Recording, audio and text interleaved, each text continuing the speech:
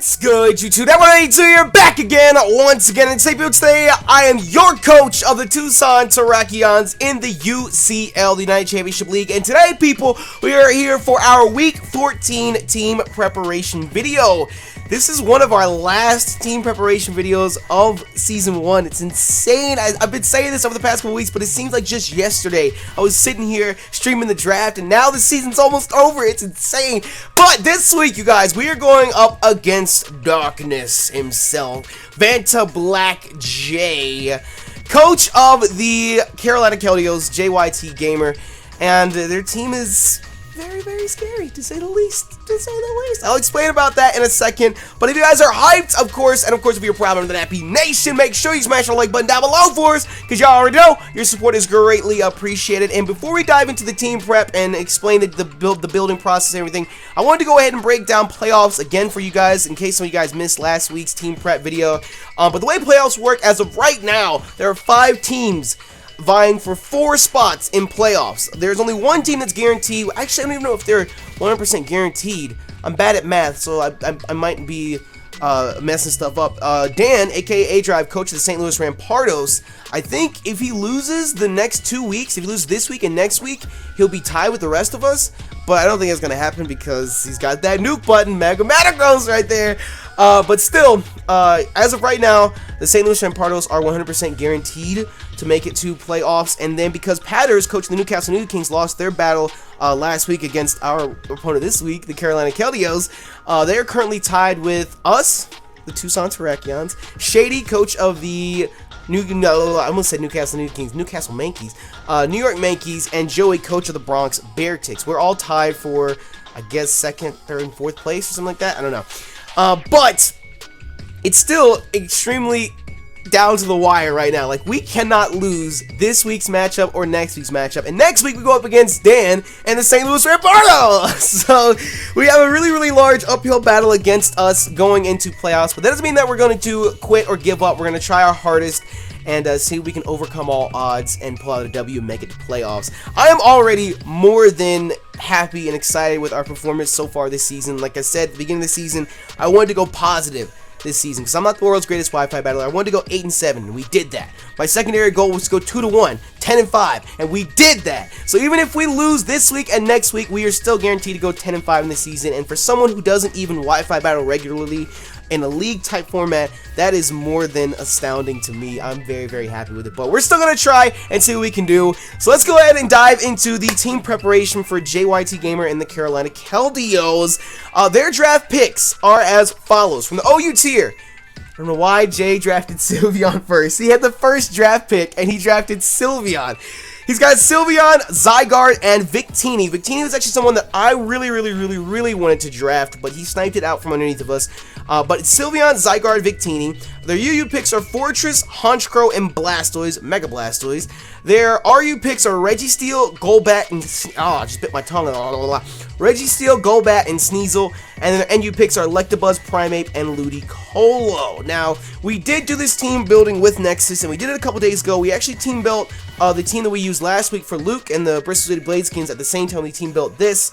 And today's actually Tuesday. I'm going to break the 4th wall. Today's actually Tuesday. You guys won't see this video until Friday. And I'm actually going to battle Jay directly after I record this video, but you won't see that until Saturday, which is tomorrow for you right now. Tomorrow at 10 a.m. So it's been a couple days since we've built this team. So this is going to be a nice refresher for me. So let's just go ahead into this. Bear with me if I can't remember why I chose what I chose, because, like I said, I built this a couple days ago and I was more focused on the battle with Luke first than this. So let's go ahead and refresh and recap everything and get into this bitch. Now, looking at Jay's team, the biggest threat is Victini. And I don't want to call it a crutch, but I can confidently say that Victini has pulled Jay and the Carolina Keldeos out of some very, very close situations where I think they probably would have lost if Victini hadn't been as amazing as he is. But then again, he is the victory Pokemon. He helps you win, and sure as hell, it helped Jay win. But Victini is going to be a huge problem for us. It can hit our team, dent our team very, very hard, and it's very, very scary to say the least. The Sylveon could pose to be an issue as well. Zygarde, if he sets up. The other big issue is a Scarf Primeape, but I'm not sure if Jay's going to bring the Primeape or not. We'll see. But starting things off, we have 30 minutes our Rotom-Heat. He is back once again. This time we decided to go with the more specially bulky Rotom-Heat. He's rocking Overheat, Volt Switch, Will-O-Wisp, and Pain Split. Super duper standard because it works. 252 in HP, 252 in special defense, 4 in special attack, Calm Nature.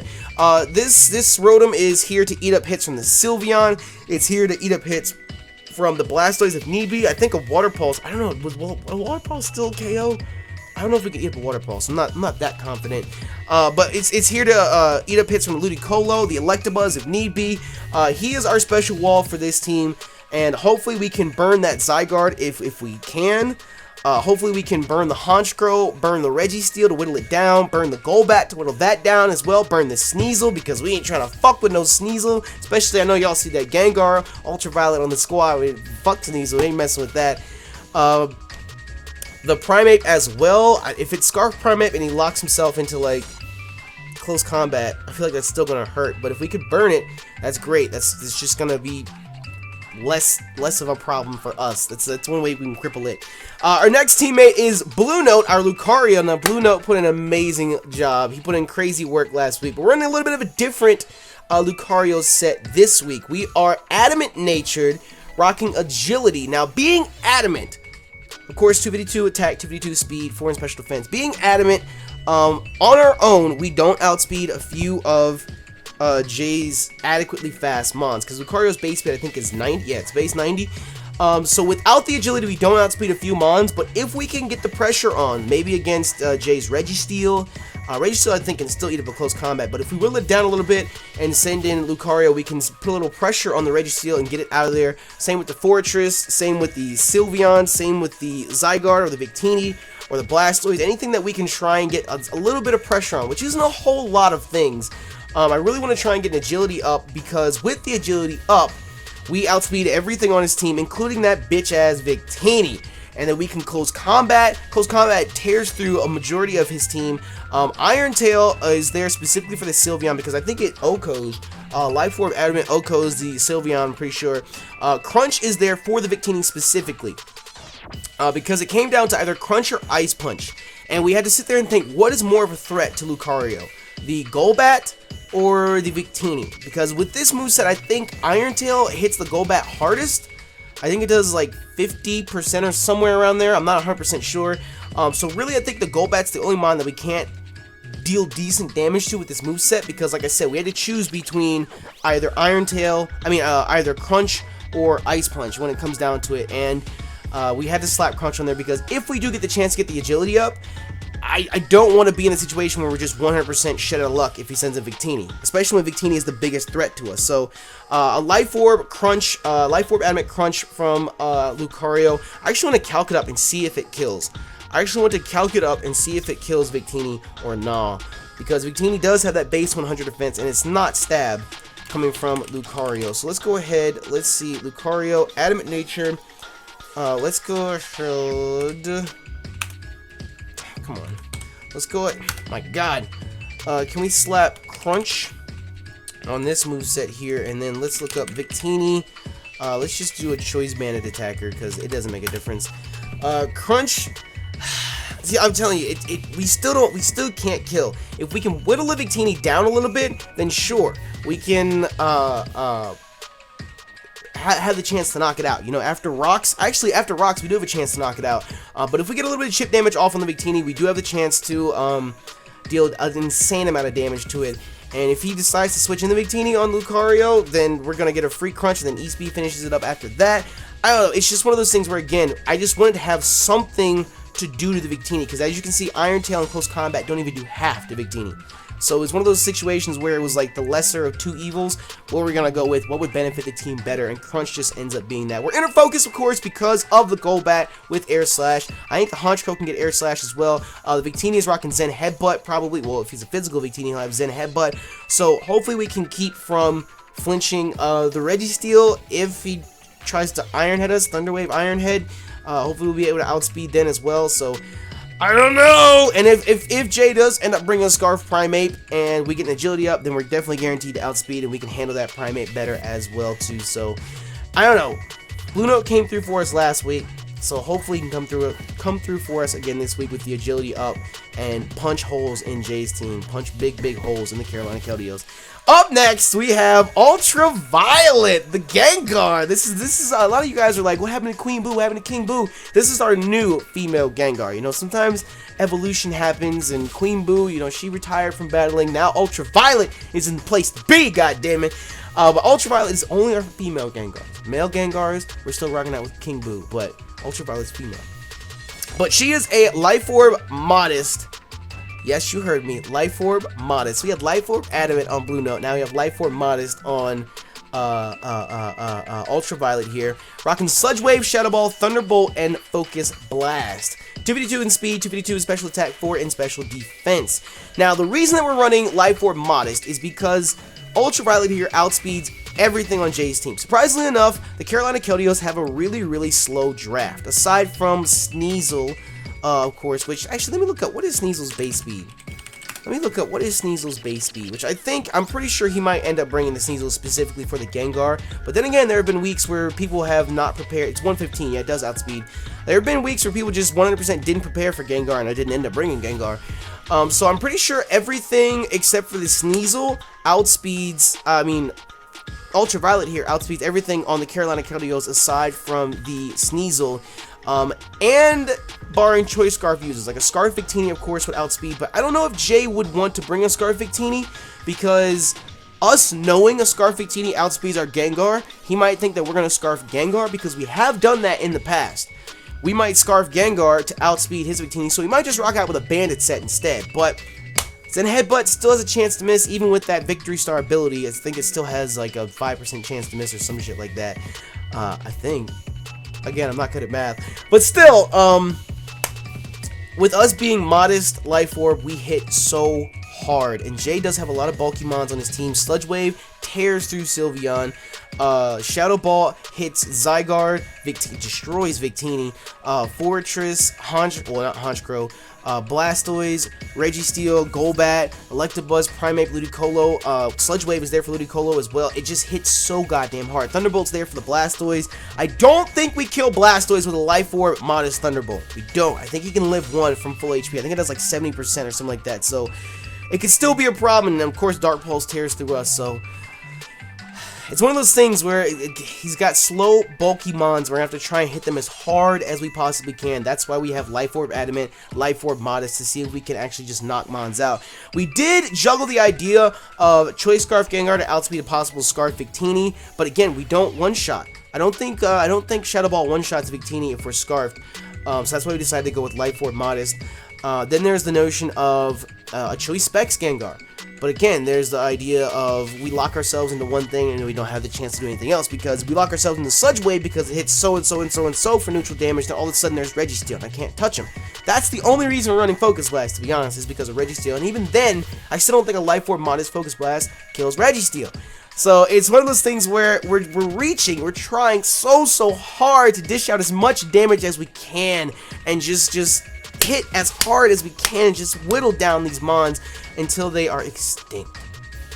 But still, like I said, super standard Gengar. Ultraviolet is here, Life Orb Modest. Barring any Scarf users and Sneasel, we should outspeed everything on the Carolina Keldeos team and hit with decent damage on all of them. Up next, we have Scrub-a-Dub-Dub, the Flygon, who is Scarfed. You know, in case Jay wants to bring a Scarf Victini, we can play the role of a speed tie, because Victini's base speed is 100, Flygon's base speed is 100. And of course, with this, we do outspeed Sneasel, but Ice Shard's a thing. But we have Outrage, Earthquake, U-Turn, Tailwind, Physical, well, obviously Physical, I was reading the suggested spread, but Jolly Nature, 252 attack, 252 speed, 4 in HP, so maybe we can live with Ice Shard. But we have Outrage, of course, hit everything incredibly hard. If we can get rid of the Sylveon, the Registeel, and possibly the Fortress, then Outrage is punching holes in everything on this team. No one's going to appreciate catching that Outrage. We have Earthquake as well. For the exact same, well, Earthquake's there primarily for the Registeel so we can get it the fuck away, and for the Sylveon so we can get the fuck away. U-Turn is there just so he can get up out if he wants to try and predict and swap out, and Tailwind is there for like a last-ditch effort. This is one of those weeks where, as Nexus 9 we're building, it was one of those things where Outrage, Earthquake, and U-Turn just hit everything for decent enough damage. So we didn't really know what we wanted the fourth move to be, and it was a toss-up between Fire Punch and Tailwind. Because it's like, Fire Punch, technically, yes, can touch Registeel, and Fire Punch really can punch a hole through Fortress, but it was one of those things where we're running those moves specifically just for one Mon. I guess you could say, like, well, we ran Fire Blast on the Bandit Flygon specifically just for Skarmory against PK and Philadelphia for Alligators. So, I don't know, it's like I said, it's one of those things where it's toss up in the air. If it comes down to it and it's a last-ditch effort, we can set up a Tailwind, and then we can send somebody in to outspeed any of Jay's Scarfers. So if the threat of Scarf Primate or a Scarf Victini is there as well, then we can send in Flygon, and again, play that role, and hope that we win the speed tie, and get a Tailwind up. And if Flygon goes down, then at least Flygon got the Tailwind up, and someone else can come in and continue to put that pressure on the Carolina Keldeos, and hopefully we can pick up a W. So it's kind of like a I don't want to say a wall breaker. It hits hard, and it's also there to be utility with U-Turn and Tailwind as well. Up next, we have Titania, the captain of the squad. You guys in last week's team builder absolutely 100% said that Titania is the captain of the team just because of her commanding presence. There are a lot of you guys that said Liability the Crook, who's actually not on the team this week. Sadly enough, could be another contender for captain, but I feel like Liability is more of like, he's like a knight. He's like the go-to, the Titania, because you know the queen never goes into battle unless absolutely needed. So she's just like, Liability, get them. And he just Scarf Moxie, just takes off running, slams into somebody, gets that Moxie boost and keeps going. I have an active imagination, okay? But we have Titania, our Mega Gardevoir here, synchronized, of course. 252 special attack, 252 speed, timid nature, rocking Hyper Voice, Side Shock, Shadow Ball, and Focused Blast. Hyper Voice, of course, hits everything on this the Carolina Keldeos for decent damage, barring the Golbat, the Registeel, the Fortress. Everything on there takes decent damage. Even Victini takes decent damage from a Hyper Voice. Psyshock is there to hit the Sylveon on the physical side because Sylveon has natural special bulk. So, but if he brings a bold Sylveon, that might be a problem. But still, Shadow Ball I think does Psyshock does a bit more than Shadow Ball would. Jesus Christ, I really want to talk about Shadow Ball, don't I? Psyshock would do a bit more damage than Psychic would. And at the same time, it's there to hit the Golbat, it's there to hit the Primate, it's there to hit the Blastoise, the Electabuzz. I mean, Hyper Voice hits all those as well. It's just there for an additional stab. Specifically, that damn Eevee-like Golbat. Fuck that thing. Up next, we have Shadow Ball, which again is there in case the Victini wants to try and swap in. Maybe Jay wants to predict a Hyper Voice or a Psyshock, and he wants to be cheeky and send in his Victini, knowing that Victini at least speed ties with Mega Gardevoir. I can click Shadow Ball, predict the switch, and blast that thing to another dimension. It's not stab, so I don't think we're one-shotting with it, but we're definitely going to punch a huge hole in that Victini. And again, if we have Rocks up, we are golden. We can be guaranteed to get rid of that goddamn annoying ass Victini! Get rid of it, get rid of it, get rid of it. And Focus Blast is there specifically for the Fortress and the Registeel. I definitely think Jay is going to be bringing the Registeel. The Fortress is kind of a toss-up, but the Registeel 100% for sure I'm pretty sure he's going to bring because it's a bulky-ass steel type that can definitely eat up a Focus Blast from Mega Gardevoir. And Iron Head absolutely just demolishes me. So all he has to do is live one. He could Assault Vest his Registeel if he really wanted to make sure they live one. I want to damage calc that real quick. I want to damage calc. How much does, let's see, your OU offensive. Let's see, how much does a Focus Blast do to a Registeel? RU specially defensive. This is calm with leftovers. Focus Blast barely does half. And that's the strongest thing that we can hit Registeel with. We could try Hidden Power Fire, because we had Hidden Power Fire last week, but even then, Hidden Power Fire does less than Focus Blast. And if he's rocking Iron Head, how much does an Iron Head do? Iron Head does 75% to us. So we have a chance to kill. If we get 2 max rolls, or 2 higher rolls, we have a chance to two-shot the Registeel, but again, that's if we land it. Knock on wood. So I don't know. It's a big toss-up. Focus Blast, similar to Ultraviolet the Gengar, is there specifically just for his Steel-type mons like Registeel, so we can try and punch a hole and get through there. I'm hoping that because of Gardevoir Titania's presence, Jay decides not to bring Zygarde, because Titania laughs in Zygarde's face, because I'm pretty sure unless he gets a... Does Coil increase speed? Or is that just attack and defense? But unless he, yeah, we naturally outspeeded. Unless he gets a Dragon Dance up, Titania outspeeds, and I just have to click Hyper Voice once, and that thing is blown to all fucking back. Hyper Voice tears through, like, we already spoke about this, but Hyper Voice tears through the Zygarde, the Honchkrow, the Sneasel, the Electabuzz, the Primeape, the Ludicolo. It's just, Titania hits so hard, and I love it. I love it, I love it, I love it, I love it. The last mon on our squad this week, we have, and I want to speak on the timid nature, because I'm sure you noticed, well, of course you noticed, we were trying to hit hard with Blue Note Ultraviolet with Adamant and Modest Natures.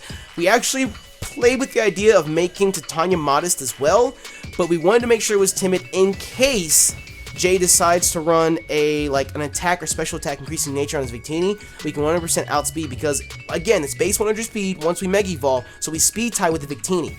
So, again, barring a Scarf, we can speed tie and try and play the role, and maybe the game will give us the chance to go first, and we can dish out damage to the Victini, and we can knock it out.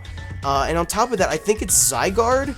I think Zygarde, being that we're base 100 and he's base 95, we have to run a speed beneficial nature to make sure that we outspeed him, because if we run modest nature and he's running Jolly, then he's going to outspeed us, and then the entire plan about blowing that Zygarde back with Hyper Voice just goes straight down the drain. So it's one of those things where, again, we had to go with what worked best.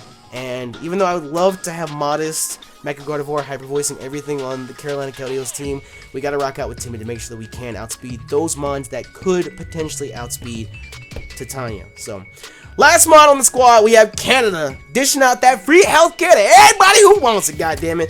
Eviolite, Chansey, Rocket Natural Cure, Seismic Toss, Softboard, Aromatherapy, Counter, 252 HP, 252 Defense, and 4 in Special Defense, Bold Nature, of course. Now, we did run Counter Chansey, was it 2 weeks ago? Against the Newcastle Needle Kings, and it worked then.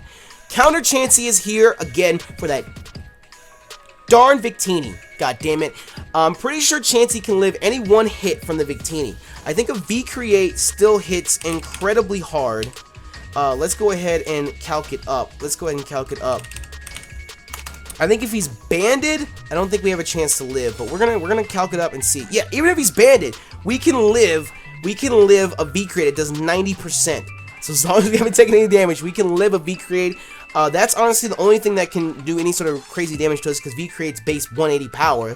Fucking hell. But Bolt Strike only does 44%, Zen Headbutt only does 40%, U-Turn only does 23%, and God willing, it's a special Victini, because if that's the case, then we just wall it 100%. But Counter is there specifically for the Victini. If he wants to hit us with a V-Create or anything else like that, I just click Counter, and that Victini is blasted to another dimension.